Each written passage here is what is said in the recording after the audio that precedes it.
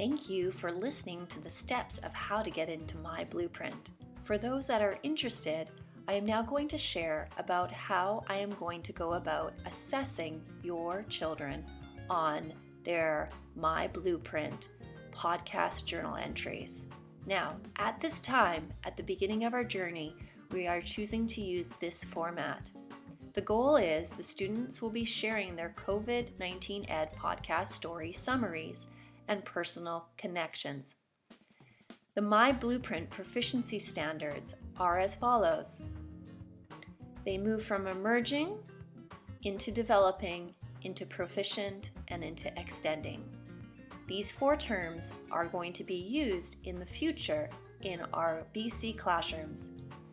At Dorothy Peacock Elementary, we are going to be starting to use this language. So, for students who submit a podcast journal entry that is emerging, it would look like this. Shares very few details about the story, and then misses personal connection or connections to the story. Then, the next level is developing.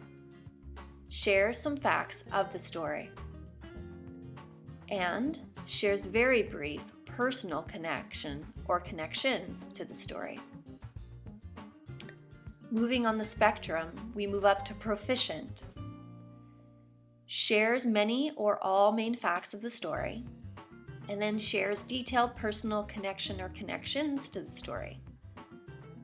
And then the final aspect of the spectrum is called extending, and that is that this student would have shared very detailed facts and understanding of the story, and the child would have shared many personal connections to the story with enhanced vocabulary.